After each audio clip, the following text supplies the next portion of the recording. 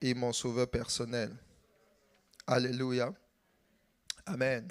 Alors, dimanche dernier, nous avons commencé par poser les fondements de cet enseignement dans le livre de Psaume chapitre 65, 111, où la Bible dit qu'il retire de la poussière, il retire le pauvre, du fumier, il relève l'indigent pour les faire asseoir à la table des grands. Alléluia. Amen, amen. Et la Bible dit avec les grands de son peuple. Parlant des grands, il y a plusieurs grands. On a les grands dans le monde. Ce n'est pas de ça dont je suis en train de te parler dans cette série. Il dit il enlève une personne qui est dans la boue, dans la poussière, et il va le faire asseoir à la table des grands. Dis avec moi les grands. Et la Bible ne s'arrête pas là. Là, comme vous avez reçu la diapo, c'est la toute première slide. Psaume chapitre 113. Voilà. Il ne s'arrête pas là, il met virgule avec les grands de son peuple. Dis avec moi les grands de son peuple. Voilà pourquoi il précise les grands de son peuple, parce que Dieu aussi, il forme des grands. Alléluia. C'est bien, il faut laisser ça là même. Il y a une onction de mariage qui est en train de tomber sur quelqu'un. Reçois la grâce dans le nom de Jésus. Alléluia. Oui, je suis sérieux. Hein? Tu sais ça? Je suis sérieux. Tu penses que quand c'est tombé là, c'est ce que l'Esprit me dit. Il dit, laisse ça là. Parce qu'il y a une onction qui est en train de descendre. Parce que quand les choses descendent du ciel là, vous voyez, ça ne monte pas, ça descend. Reçois cette onction là maintenant dans le nom de Jésus. Amen.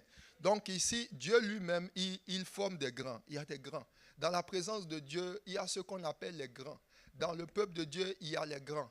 Dieu te choisit pour être dans son peuple, mais tu peux être dans son peuple sans être parmi ces grands. Regardez, il dit, il retire le pauvre du fumier, il relève l'indigent pour le faire asseoir où ça?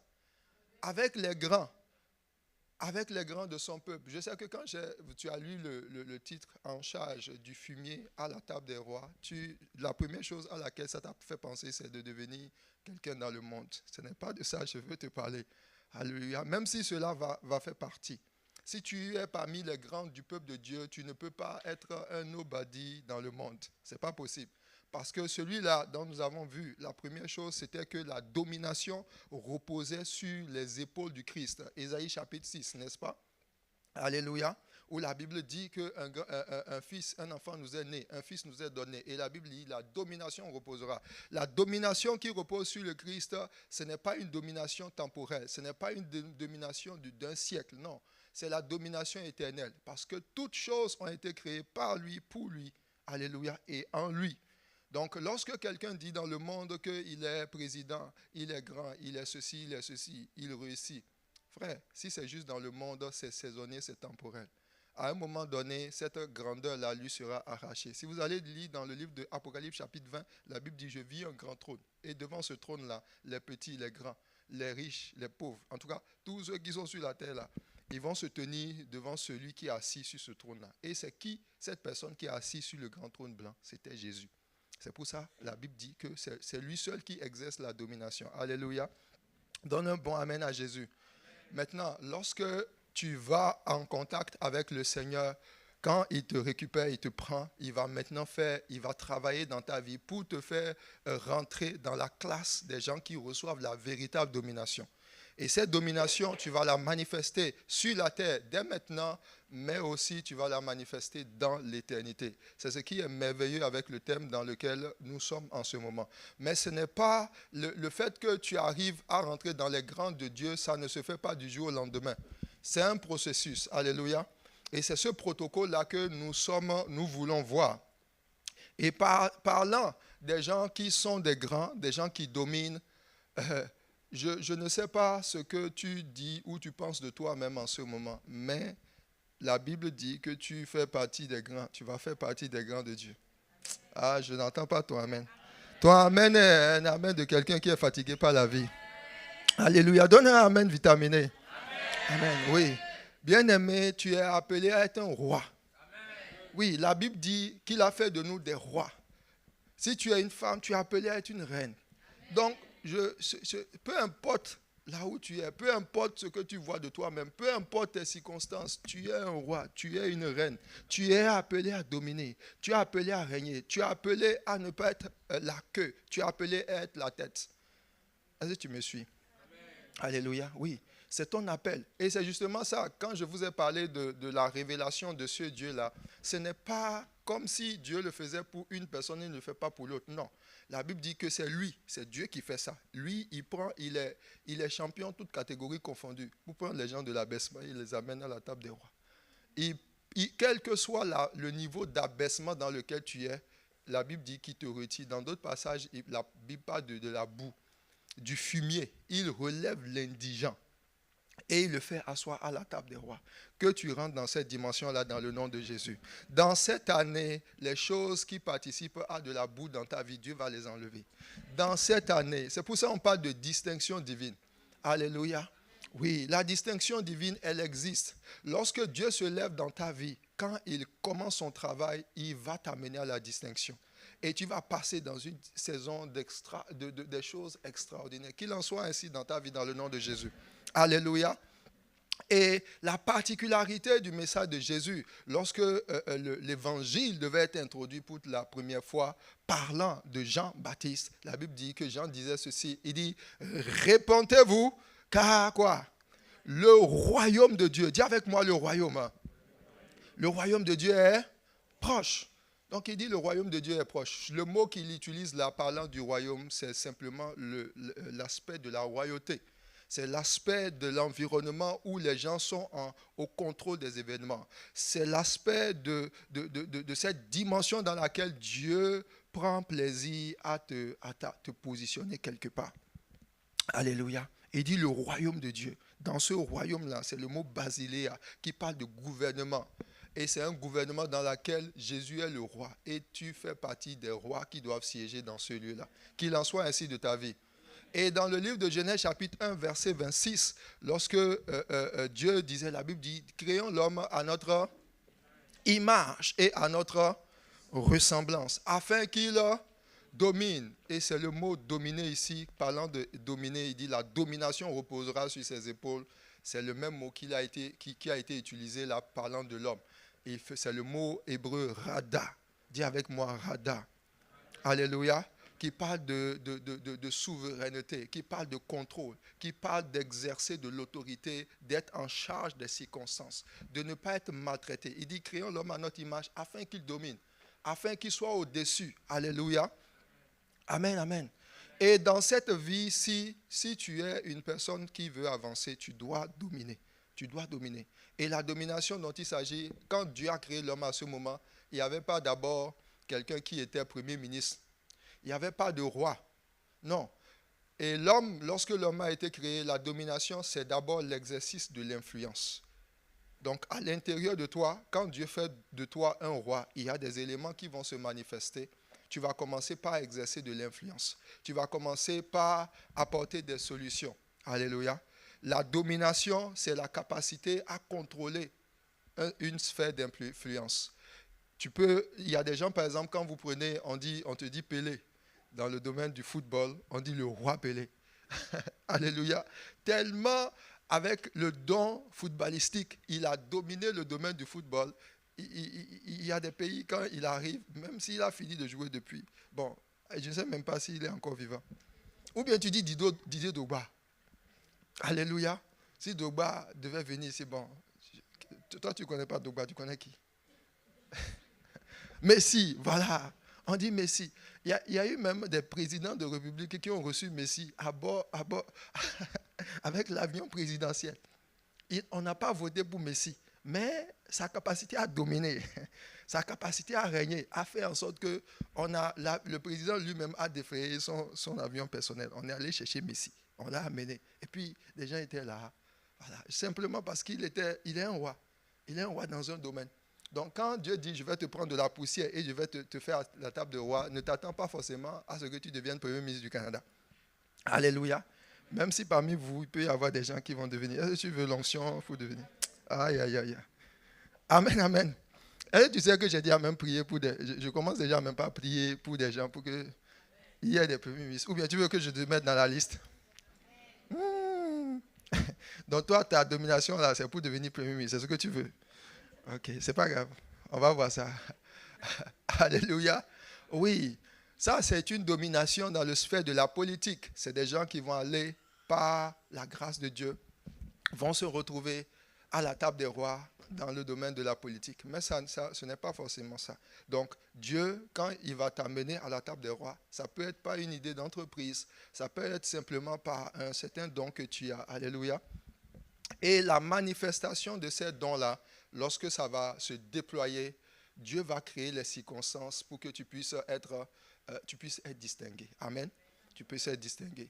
Et ce n'est pas toujours forcément national, où tout le monde te connaît dans le monde, bon, dans une nation, ou bien à l'international, on dit, ah, voici le frère ceci, il domine. Non, ça peut être déjà dans un environnement où on touche ce volet-là, on dit non, si tu as besoin d'une personne dans ce volet-là, il faut voir la sœur là.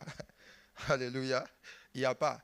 Voilà, ça, tu es en train de dominer. Gloire à Jésus. Que Dieu te fasse rentrer dans cette dimension dans le nom de Jésus. Amen. Mais pour que tu puisses rentrer dans cela, la Bible dit que Dieu va te faire d'abord passer de où ça? Il va te retirer de la poussière. Dis avec moi, Dieu doit me retirer de la poussière. Et ensuite, il va me faire asseoir à la table des notables. Amen, amen. Alors, la poussière symbolise, la poussière c'est quoi? À quel moment est-ce que tu vois que, en fait, presque on commence souvent dans la poussière. Il n'y a personne qui commence déjà directement à la table des rois. Tu commences à une étape de poussière. Et même pour te faire passer de la poussière, te faire sortir de la poussière, après la poussière, il y a d'autres étapes. Il y a d'autres étapes. Alléluia. Voilà. Quand vous prenez par exemple, quand la Bible nous dit que c'est sur Christ, la domination repose sur Christ. Et nous avons dit qu'il faut avoir la révélation du Christ, n'est-ce pas? Alléluia. Donne un bon amen à Jésus. Amen. C'était quoi les 3 premiers points que nous avons vus? Premier point qu'on a vu, c'était les préalables pour rentrer dans la domination ou aller à la table des rois. Premier point, c'était de faire quoi? Que la domination, savoir que la domination repose sur les épaules de Christ, n'est-ce pas? Deuxième point, avoir la révélation du Christ, ok. Troisième chose, on a vu que tu ne peux pas exercer efficacement le règne sans lui. Amen. Tu ne peux pas exercer efficacement le règne sans lui. Et dans ce point-là, je vous ai dit que c'est là, par exemple, qu'il y a beaucoup de personnes qui, lorsqu'ils exercent le règne dans le monde, ils dominent dans le monde, ils deviennent des tyrans. Voilà, ils deviennent des tyrans.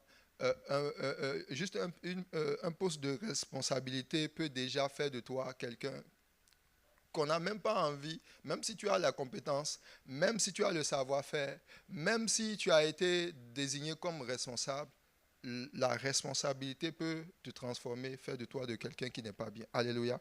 Voilà. Et Jésus l'a enseigné à ses disciples. Il dit, ne soyez pas comme les rois de ce monde qui dominent sur le peuple. Et il dit que le plus grand soit comme le plus petit et celui qui domine comme celui qui sert. Alléluia.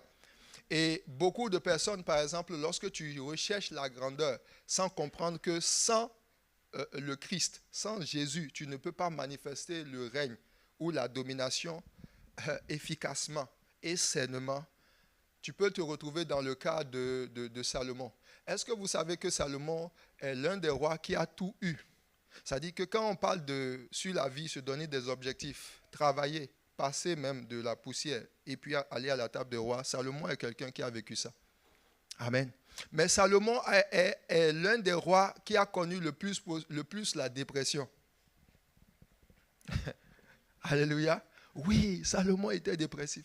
À la fin de sa vie, il est devenu dépressif. Quand vous l'entendez dire vanité des vanités, tout est vanité. Ça dit que le gars, il est arrivé où il avait de l'argent, il avait des ressources, même jusqu'à...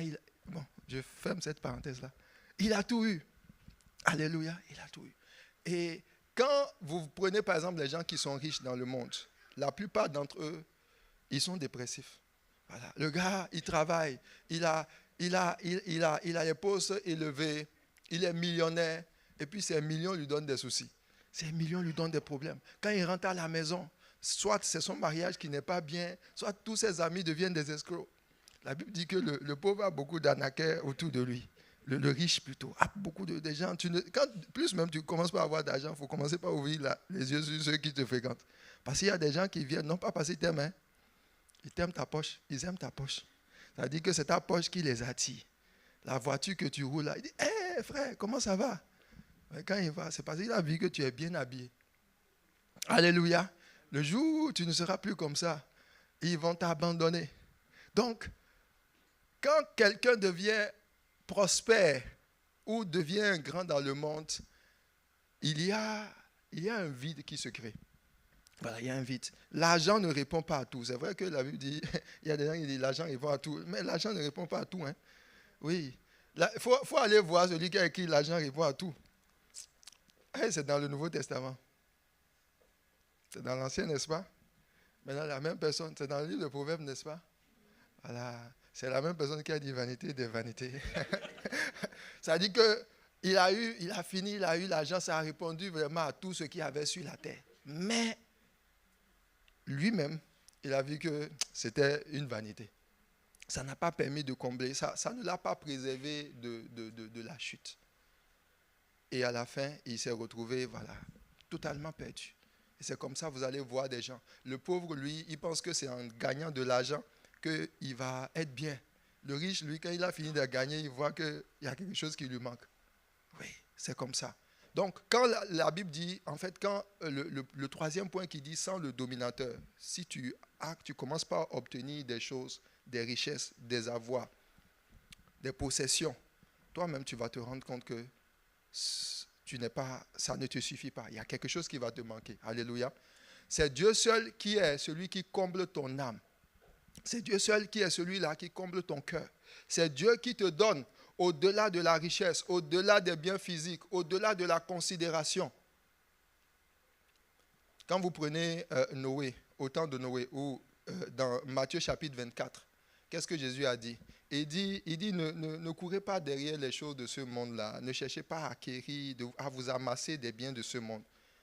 Et il le lit à la fin des temps, dans Matthieu chapitre 24, il dit ceci, il dit, la fin du monde sera un peu semblable comme au temps de Noé. Il dit, les gens se mariaient, c'est-à-dire ils se mariaient, ils donnaient leur fille en mariage. C'est-à-dire ils étaient occupés dans les affaires de la vie. Ils cherchaient les choses de ce monde, ce que les hommes cherchent, les richesses. Il dit, c'est sur ça qu'ils mettaient leur appui, leur confiance. C'était ça, la source de leur vie, la quête de leur vie. Il dit, jusqu'au jour où Noé est entré dans l'arche, et l'arche s'est refermée. Et c'est en ça qu'il dit, même si tu es sur la terre, et que Dieu veut te donner ces choses-là, tu ne dois pas les avoir comme l'objet de ta quête. Tu ne dois pas avoir, ça dit que dans ta vie où tu dis Seigneur, moi, si je trouve ce que je veux, c'est trouver un travail. Ce que je veux, c'est continuer mes études. Mais au prix de quoi? Alléluia. Au prix de quoi? Si on te donne des promotions qui viennent pour pouvoir t'éloigner de la volonté de Dieu, est-ce que tu vas les accepter? Alléluia. Oui, il y a des gens comme ça, tu dis Amen. Si je prie pour toi maintenant, là, quand tu vas recevoir les choses, peut-être que je ne vais plus te voir. Voilà. Parce que tu ne dois pas confondre ce que Dieu te donne et puis la table de la royauté avec ce qui te gardera même dans cette royauté-là. Tu ne dois pas confondre. C'est deux choses différentes. À la fois dans l'exercice et dans le fait que cela puisse participer même à ton propre bonheur. Sans Jésus-Christ, si Jésus n'est pas dans la barque, tu seras semblable au plus misérable des misérables. Et dans la pratique, il y a beaucoup de personnes comme ça, que ce soit au niveau relationnel. Même pas de mal. Même pas de mal à, d'une certaine façon, abandonner la volonté de Dieu, la main de Dieu, à cause simplement de quelqu'un. Alléluia. Donne un bon amen à Jésus. Dis avec moi, je ne peux pas exercer la domination sans Jésus-Christ. Donc ça, c'est le troisième préalable et on va toucher le quatrième préalable. Le quatrième préalable, c'est que pour que tu puisses manifester la domination, il faut que tu puisses renoncer à toi-même. Dis avec moi, je dois renoncer à moi-même. Alléluia. Psaume chapitre 7, verset 10. Psaume chapitre 7 dit ceci. Mets un terme à la malice des méchants et affermis le juste. Toi qui sondes les cœurs et les reins. Dis avec moi, Dieu sonde les cœurs et les reins. Alléluia. Amen. Donc là, nous sommes en train de poser les bases pour pouvoir sortir de la poussière, de la boue. Et arriver à une statue où Dieu lui-même nous amène à la table des rois. Alléluia. Donc ces préalables-là, tu dois les connaître. Troisième préalable, tu ne peux pas exercer la domination efficacement sans lui. Quatrième préalable qui va fermer les préalables, c'est que tu dois renoncer à toi-même. Alléluia. Tu dois renoncer à toi-même. Dis avec moi, je dois renoncer à moi-même. Parce que, puisque c'est Jésus seul qui domine, il n'y a pas de dominateur. Il n'y a pas de dominateur. Ça dit que c'est soit Jésus qui est là ou c'est toi qui es là. Or, tant que toi tu seras là, tu ne pourras pas arriver. Dieu ne peut pas te faire confiance pour t'amener à la table des rois. Ce n'est pas possible. En tout cas, pas à la table des rois de son peuple. Tu peux être à la table des rois du monde, mais pas à la table du roi de son peuple. Et nous allons voir cela, c'est très important. Dans le livre de... Alléluia. Donnez-moi amen à Jésus. Alors là, comme vous allez m'aider à trouver le passage dans le livre de dans le livre de Romains. Merci Seigneur. Bon, peut-être je ne voulais pas donner. 2 Timothée chapitre 2 verset 12 dit ceci. Cette parole est certaine. 2 Timothée 2, 12. Il dit, si nous sommes morts avec lui, nous vivrons aussi avec lui. Alléluia. Dis avec moi, si nous sommes morts avec lui, nous vivrons avec lui. Et il dit, si nous persévérons, nous régnerons aussi avec lui. Alléluia. Et il dit, si nous le régnons, lui aussi nous régnera. Si nous sommes infidèles, il demeure fidèle. Car il ne peut se régner lui-même. Alléluia. Donc, dans ce passage, la Bible va donner des conditions pour pouvoir expérimenter certaines choses avec Jésus-Christ. La première chose qu'il dit, il dit, si nous sommes morts avec lui, nous allons vivre avec lui. Si nous persévérons, nous régnerons avec lui. Dans la notion de persévérer, on va voir à la fin le règne. Mais avant même que tu ne persévères avec le Christ, la Bible dit, pour que tu puisses vivre avec lui, c'est avoir Jésus-Christ agissant dans les domaines de ta vie. Amen. C'est lorsque tu cries à Dieu ou que tu te retrouves dans un environnement, tu dois passer d'une étape à une autre étape de ta vie et que ça doit se faire par la main de Dieu. Ça doit se faire par l'intervention de Dieu. Ça dit que ce n'est pas tes propres forces. Ce n'est pas parce que tu as fait toutes sortes d'efforts par toi-même que ces choses sont arrivées. Non. C'est lorsque Dieu lui-même descend. Parce que dans la vie de beaucoup de chrétiens, même dans la vie de prière, il y a beaucoup de luttes. Alléluia, oui. Il y a beaucoup de luttes. C'est vrai que la Bible dit, depuis le temps de Jean-Baptiste jusqu'à présent, le royaume des cieux est forcé. Ce sont les violents qui s'en emparent. Dans la présence de Dieu, c'est vrai, dans la prière, on doit être rempli de zèle, aller chercher la volonté de Dieu. Mais même quand tu pries avec ferveur, tu cherches la volonté de Dieu, tu le fais avec une certaine forme de paix. Parce que tu sais que le Dieu que tu cherches là, c'est un Dieu qui répond. C'est un Dieu qui agit. Mais quand tu te retrouves pour chaque chose que tu veux voir s'accomplir, chaque événement de ta vie, chaque domaine de ta vie qui doit changer selon la manière dont tu t'attends, tu te rends compte que tu es en train de souffrir. Il est fort probable que Dieu il ne s'est pas encore levé dans ce domaine. Alléluia. Pourquoi? Parce que pour que sa vie soit manifeste en toi, il faut que tu meurs. C'est pour ça qu'il dit, si quelqu'un ne renonce à lui-même et qu'il ne se charge de sa croix, il ne peut être mon disciple. Alléluia.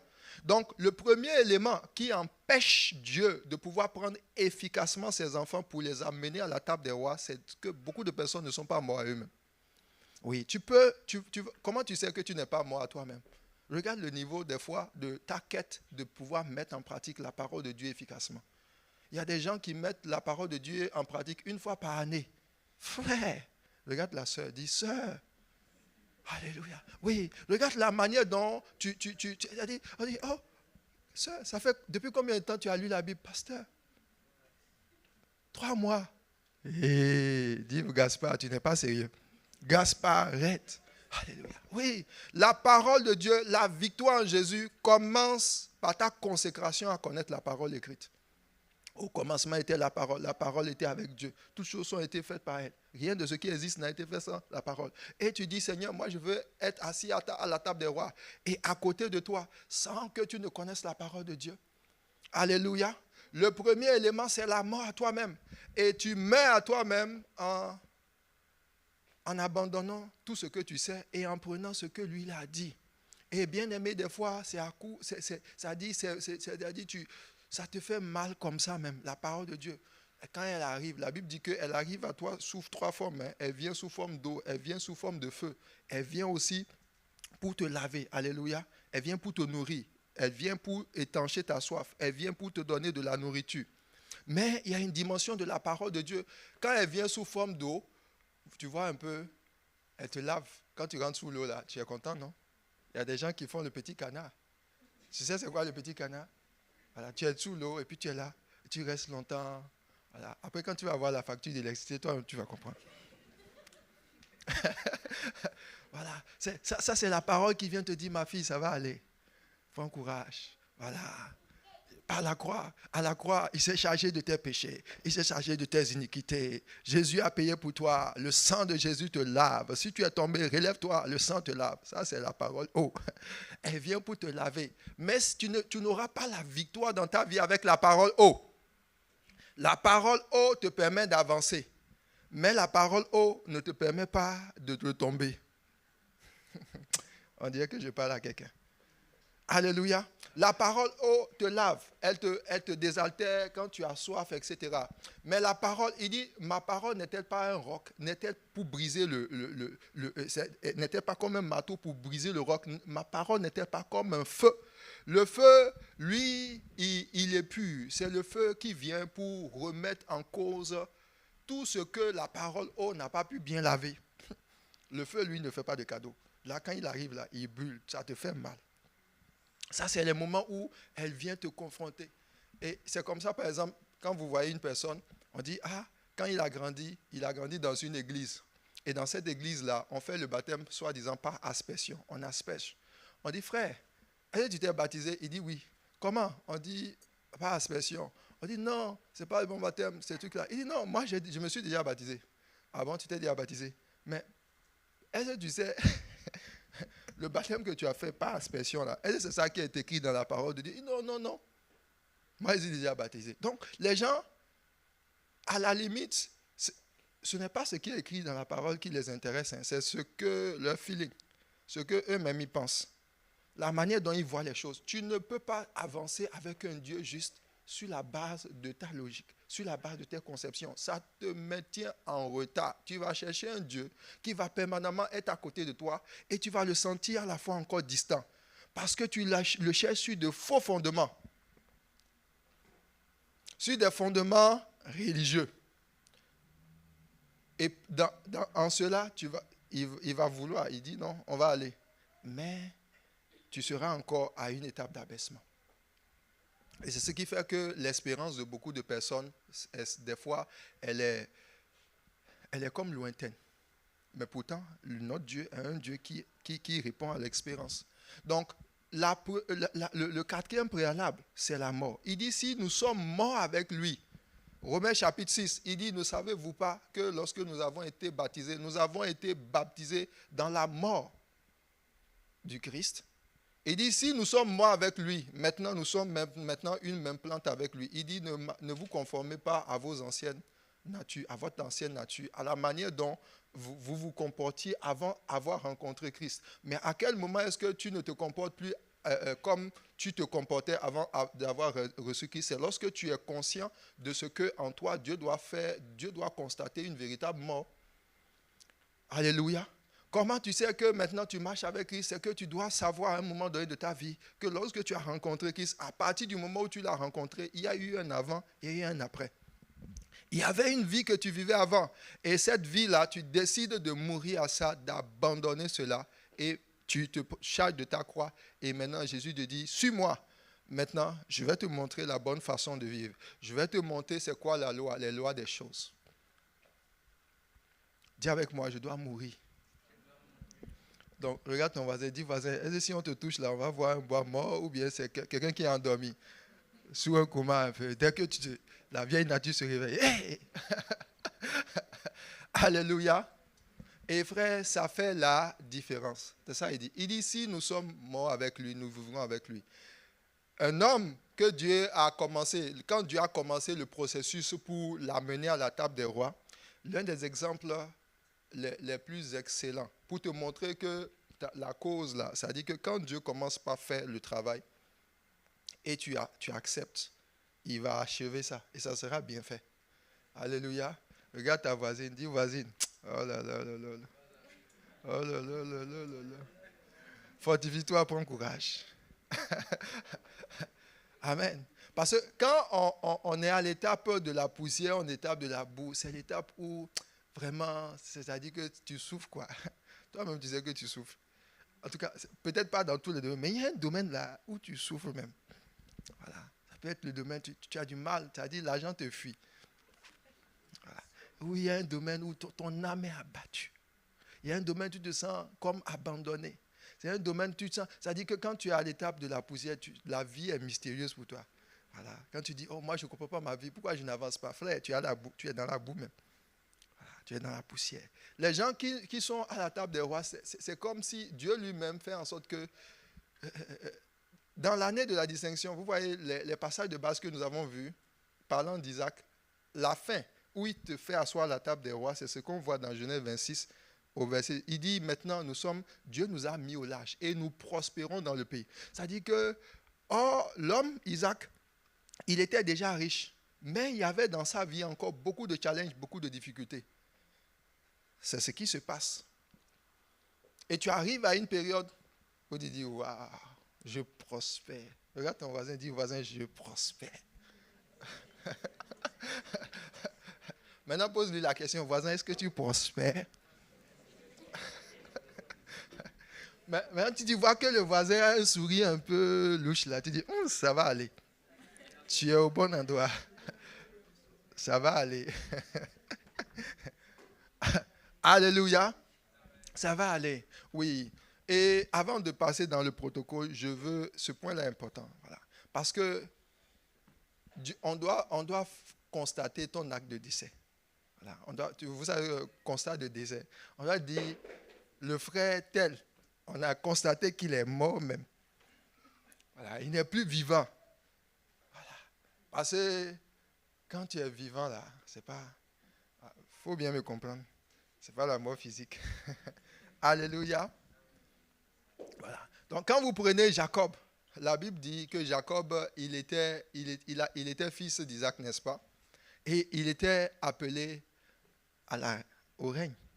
La parole de Dieu a dit que c'est lui qui allait devenir, qui est le choix de Dieu. Et c'était lui qui devait enfanter les 12 fils d'Israël. C'était lui.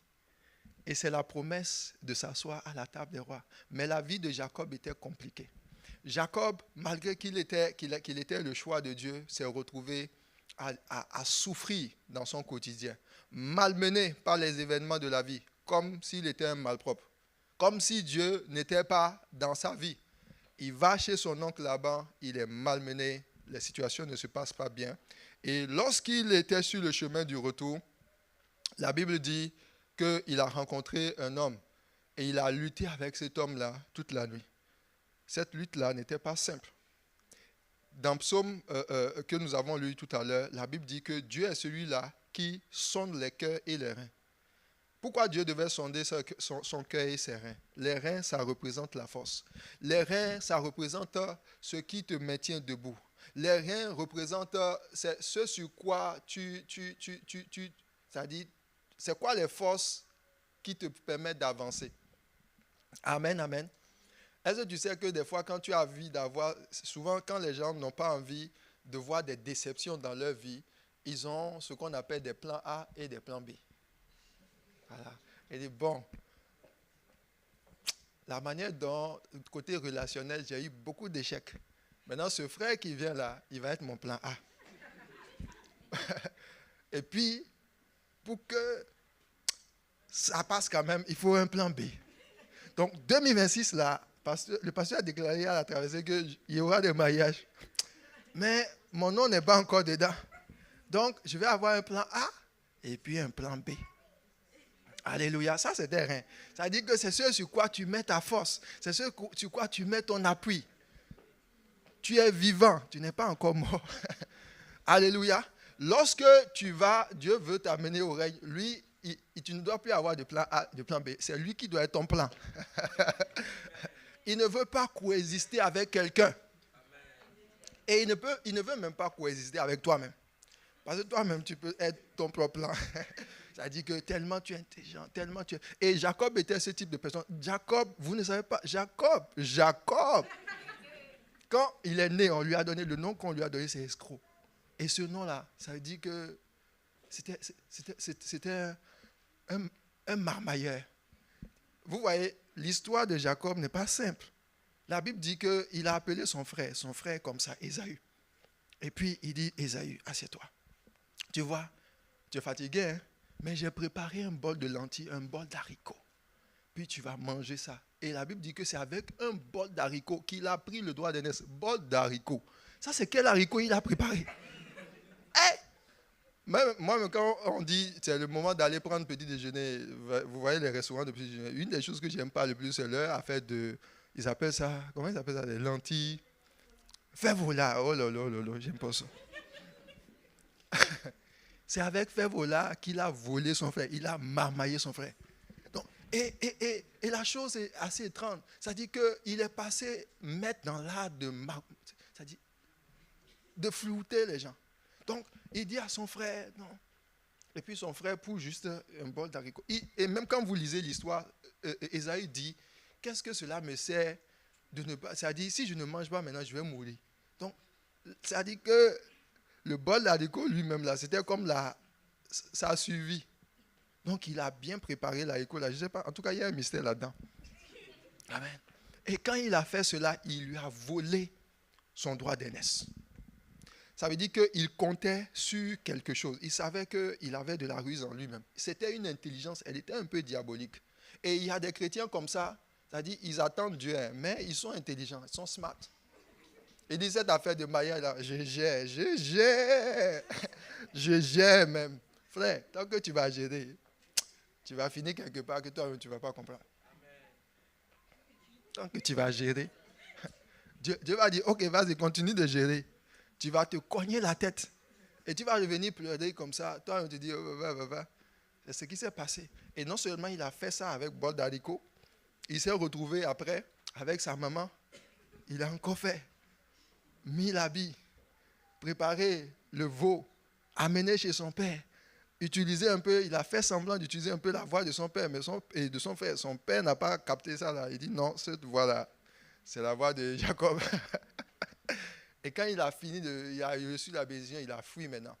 Et il va chez son oncle là-bas, et il fait encore les choses. Là-bas, il était un peu discipliné, mais après, vers la fin, là, il prend ses femmes, il dit, levez-vous, on y va. Je finis avec lui maintenant. Il a mis ses hommes devant. Et lorsqu'il arrive, Dieu maintenant le rencontre. Donc, quand ils ont fini de se battre, la Bible dit, voyant qu'il n'était pas le plus fort, la Bible dit, il a frappé à l'emboîture de la hanche. La Bible n'a pas dit, quand tu fais les arts martiaux, on te montre les endroits où il faut taper.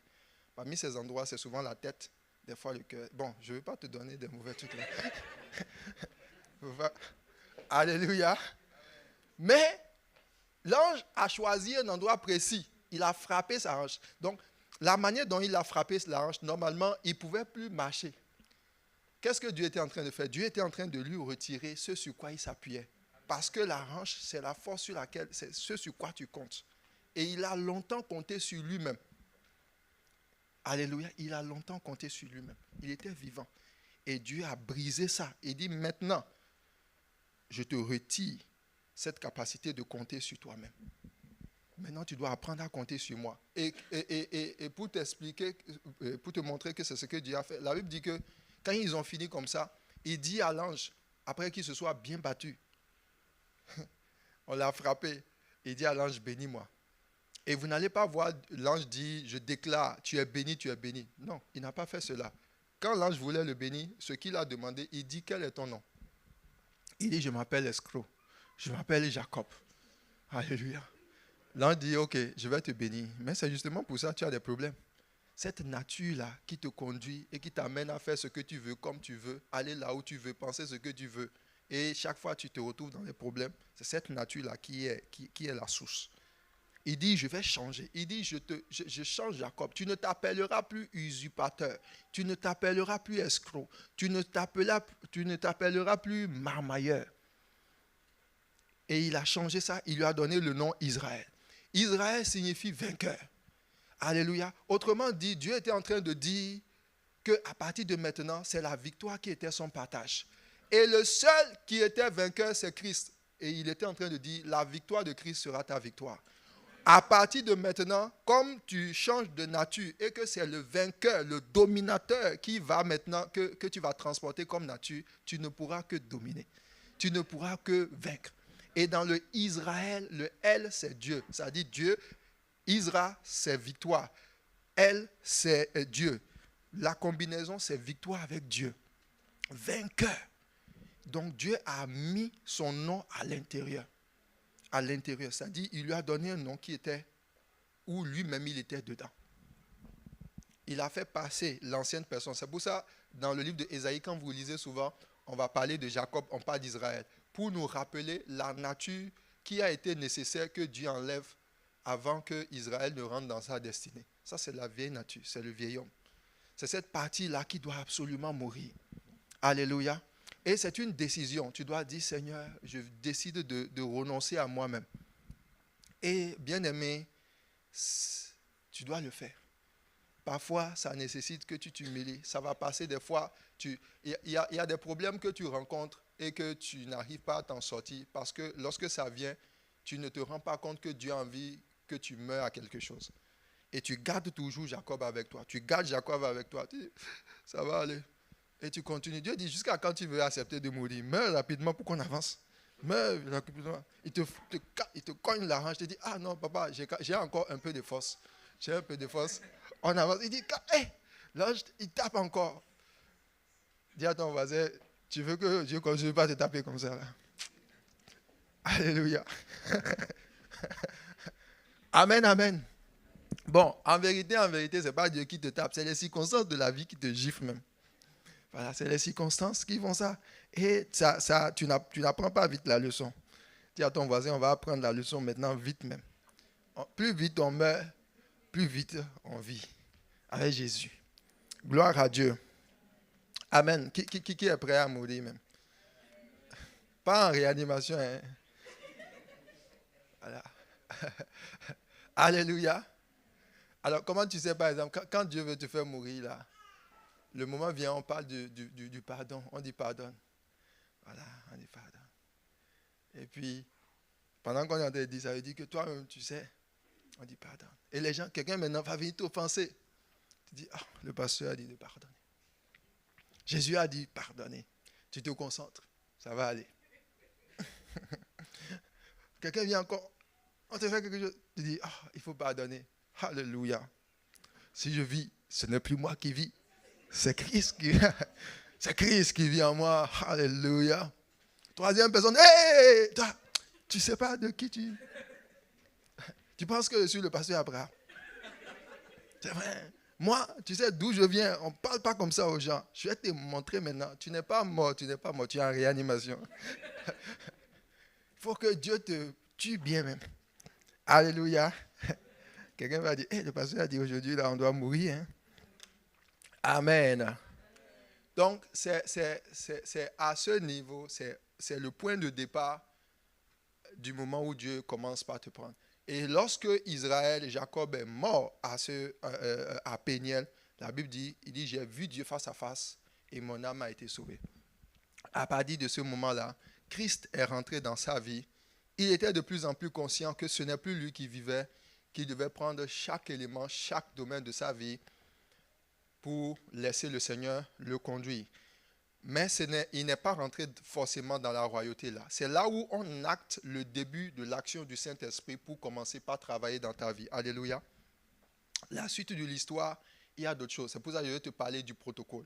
Le protocole va te donner les étapes qu'il faut suivre ou les étapes que Dieu utilise pour t'amener de cette dimension d'abaissement là à l'étape de la royauté. Donne un bon amen à Jésus. Qui veut voir les différentes étapes? Donc, la première étape, il y en a 4. Amen. Donc, le protocole, pour passer de l'abaissement à la table des rois, il y a 4. Le premier élément, bon, je ne vais pas te les citer dans l'ordre, tu vas les noter et après on va les voir, on va les développer. C'est que tu dois recevoir l'onction. Dis avec moi, je dois recevoir l'onction. Donc, note ça rapidement. Deuxième, c'est que tu dois avoir le cœur du roi. Troisième, tu dois triompher sur les 7 ennemis de la royauté. Et quatrième, tu dois apprendre à exercer la royauté. Donc, on reprend. Premier, c'était quoi? Recevoir l'onction. Deuxième, tu dois avoir le cœur du roi. Troisième, tu dois triompher sur les 7 ennemis de la royauté. Et quatrième, tu dois apprendre à exercer la royauté. Dis avec moi, Père Céleste, aide-moi dans le nom de Jésus. Alors, dans le véritable ordre, ce n'est pas recevoir l'onction et ensuite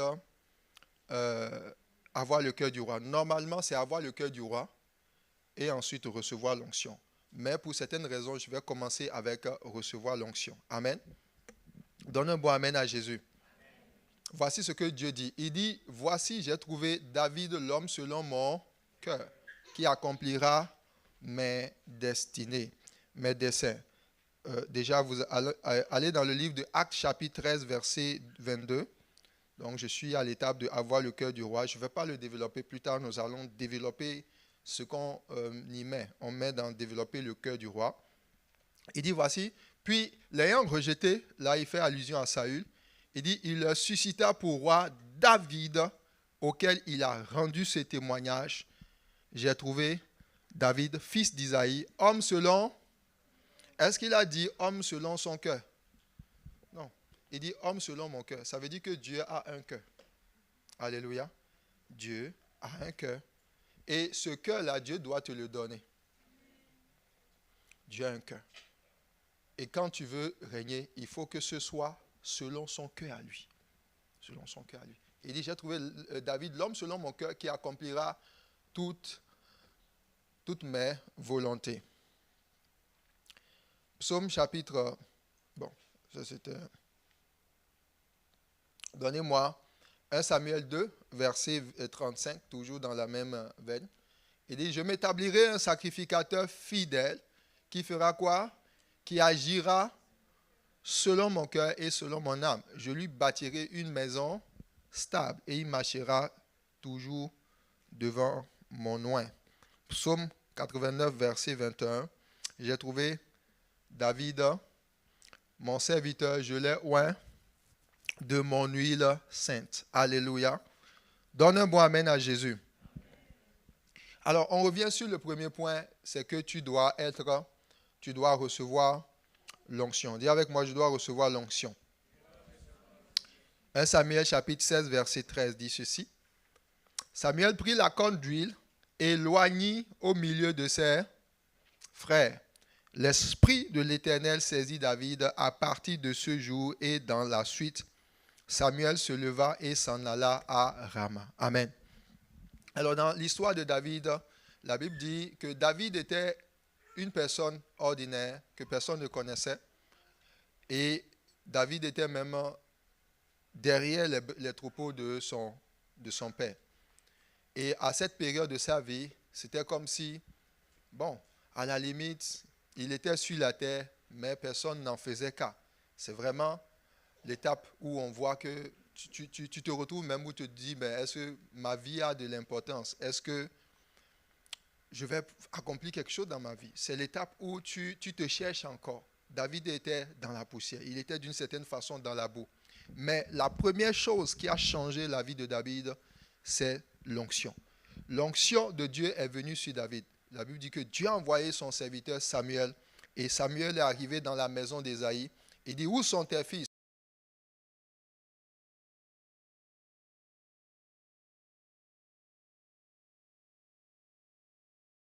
On dit, non, non, non, il faut l'amener. Samuel a prié pour lui, il a mis l'onction sur sa vie. Et la Bible dit, l'Esprit de Dieu se saisit de lui. Et à partir de ce moment, dis avec moi, à partir de ce jour-là. Et où ça? L'Esprit a été sur lui. Donc, ce qui a fait en sorte que David se positionne pour l'onction. L'onction de Dieu est ce que Dieu t'envoie toujours au tout début, lorsqu'il choisit de te distinguer. Lorsqu'il décide de rentrer dans ta vie, changer un domaine, il faut que l'onction vienne. Ésaïe chapitre 61, à partir du verset 1, Jésus, il a dit de Jésus, il dit, l'Esprit du Seigneur est sur moi parce qu'il m'a... Pour faire quoi? Pour guérir ceux qui ont le cœur brisé. Même la guérison de ton propre cœur, les difficultés que tu as eues. Parfois, les challenges que tu as, ce n'est pas toujours financier. Hein. Il y a des gens, quand Dieu va vouloir te distinguer, t'amener à la table des rois, ce qui va surtout gérer, c'est de changer ton travail, de te donner de créer une entreprise, changer ton domaine financier et ça va aller. Mais d'autres personnes, tu peux te retrouver, ce n'est pas forcément ça. C'est d'abord l'état de ton âme qui va guérir. C'est l'état de ton cœur. C'est l'état de ton cœur. Et ce qui vient pour guérir ton cœur, c'est l'onction de Dieu. L'onction de Dieu a la capacité de rentrer dans ton âme et d'aller arracher les sources de la peur, les sources de la timidité, les sources de la rancune. L'onction de Dieu fait cela. Et tant que l'onction n'agit pas ainsi, toi-même, même si tu te retrouves, tu vas être un peu comme Saül, qui, Dieu dit, je t'ai choisi pour devenir roi. Mais parce qu'il n'avait pas d'onction, il s'est caché. Oui, il s'est caché. Est-ce que vous savez ça? Quand on a vu le passage où il était derrière les bagages, ce n'était pas sa première rencontre avec Samuel. Samuel, il avait déjà rencontré Samuel où? Devant la porte de la ville où Samuel était. Samuel va lui donner un certain nombre de choses. Il dit, va, tu vas trouver une troupe de prophètes. Ça, c'est pour lui donner la confirmation que, un peu comme je suis en train de te dire là maintenant, que Dieu t'a choisi à régner. Mais certains d'entre vous, vous allez rentrer à la maison et puis les circonstances de la vie vont vous rappeler que vous avez été appelé à être broke. Voilà, c'est comme si le diable même va venir te dire, tu es un nobody, tu n'iras nulle part. Et David et Samuel et Saül avaient besoin d'une confirmation. Que ce que l'homme de Dieu était en train de lui dire, c'était la vérité. Et donc, connaissant ça, il dit, vas-y, tu vas voir, toi-même, Dieu va te surprendre jusqu'à ce que tu te retrouves même à prophétiser. Autrement dit, il y a le surnaturel qui va venir dans ton environnement, tu vas savoir que Dieu est dans l'affaire. Et c'est ce qui s'est passé. Il a vu une troupe de prophètes, il prophétisait.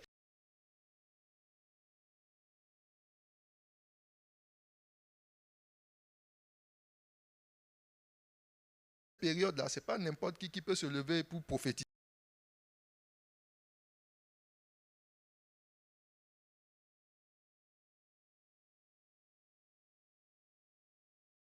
La table des rois, il n'ose pas répondre à la. Et plus tard maintenant, quand Samuel arrive, il dit, allez chercher celui que Dieu a choisi. Les bagages là-bas, maintenant on l'a amené. Il a oint d'huile. Il a oint. Et la Bible dit, l'Esprit de l'Éternel est descendu sur Saül. Dès que l'onction est venue sur lui, le courage est rentré en lui. Il est parti. La Bible dit qu'il y avait une bande de personnes qui étaient en train de dire, ah non, Saül, ce fils de Gis là, lui là qui est le dernier, comment peut-il être mis à nos têtes? Ils l'ont méprisé. Mais il dit aux gens, on dit, veux-tu qu'on aille les prendre? Il dit, non, non, non. Aujourd'hui, on ne va pas faire cela. Son cœur était devenu un cœur rempli d'assurance.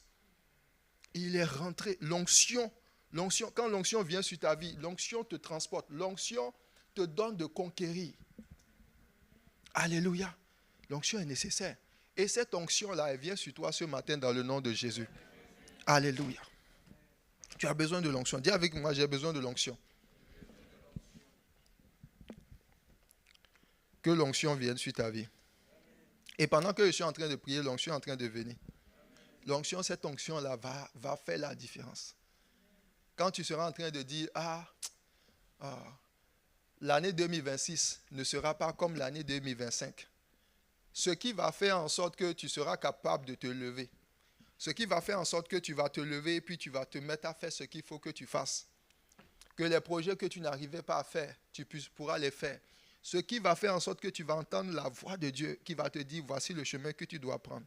C'est l'onction. L'onction te distingue. L'onction te met au-dessus de tes égaux. Cette onction-là, elle a amené David à accomplir des exploits. Et c'est ça qui a fait en sorte que de là où il avait plusieurs frères, on l'a mis devant. L'Esprit de Dieu est descendu sur lui. Son futur était tracé d'avance. Si tu n'as pas l'onction, tes années risquent de ne pas être des années prometteuses. Mais parce que tu appartiens à Jésus, je vais prier dans le nom de Jésus, afin que cette onction-là arrive dans ta vie dans le nom de Jésus. Alors tiens-toi debout, je vais te... En fait, je t'ai déjà donné une part d'onction en début d'année. Est-ce que tu te rappelles même que tu as été loin? Alléluia. Alors tu vas mettre ta main sur ta tête et je vais te déclarer. Les rois règnent, les rois règnent, les rois règnent. Et pendant que je prie pour toi, cette onction vient pour briser sur ta vie toute forme de joug. Tout joug que l'ennemi a mis sur ta vie pour te maintenir dans l'abaissement, que l'onction de Dieu vienne briser cela. Certains d'entre vous, cette année même, la manière dont dans le domaine professionnel tu vas avancer, tu seras étonné, tu seras surpris. Les projets qui n'ont pas pris jour, parce que chaque fois tu remettais à demain, par l'onction de Dieu, je brise cet esprit de procrastination dans le nom de Jésus. L'onction te donne aussi de pouvoir connaître Dieu, de marcher dans la sainteté. Tout ce qui vient pour pouvoir t'emmener loin de la volonté de Dieu, par l'onction qui est descendue sur David, qui l'a mené à être selon le cœur de Dieu, à marcher devant la face de Dieu, que cette onction vienne sur toi. Brise tout joug qui t'éloigne de Dieu maintenant dans le nom de Jésus. Là où l'abaissement te maintienne et affaiblit ta vision. Fais en sorte que Dieu a mis en toi des potentiels. Mais un peu comme Timothée, où les potentiels, le don que Dieu a mis en lui était enterré. Lorsque ton don est enterré, frère, c'est comme si tu n'as jamais eu ce don. Et plusieurs parmi vous, vous avez reçu des dons, des talents naturels. Tu as quelque chose que tu sais, mais que tu sais faire, mais toi-même, tu ne le valorises pas. Il y a des choses que Dieu a mis en toi. Et ces choses sont censées t'amener à la table des rois. Ces choses sont censées faire de toi la différence dans ton environnement. Ces choses sont censées faire en sorte que tu ne sois pas considéré comme une personne dans une tombe que personne ne connaît, mais une personne que Dieu utilise. Parce que lorsque Christ entre en toi, Christ doit révéler sa gloire. La gloire de Dieu doit se manifester dans ta vie. Que par l'onction divine, que ces choses remontent dans le nom de Jésus. En cette année, je te bénis. En cette année, je déclare qu'il y a une différence dans ta vie.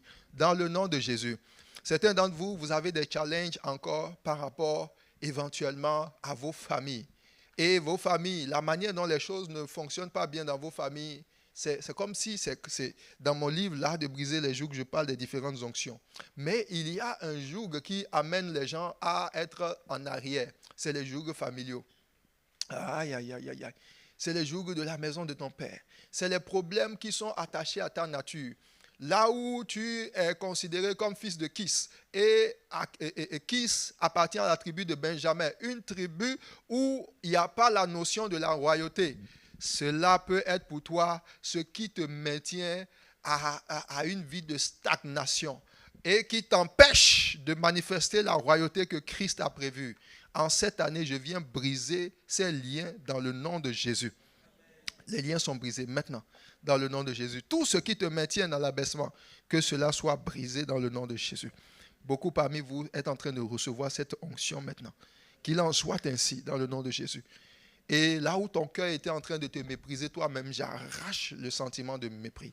J'arrache ce sentiment de mépris. J'arrache ce sentiment de mépris. L'onction qui est descendue sur Saül et qui l'a ouvert les yeux sur ce que sa vie n'est pas destinée à être une vie dans l'abaissement. Cette onction arrive sur toi maintenant, dans le nom de Jésus, afin que tu occupes ta place, afin que les événements autour de toi à Chicoutimi ne te dissuadent pas que tu as été appelé à la grandeur. Les événements autour de toi dans cet environnement ne te dissuadent pas que tu as été appelé à manifester la volonté parfaite de Dieu dans ta vie, dans le nom de Jésus. La grâce de Dieu repose sur toi. Et quelqu'un donne un bon amen.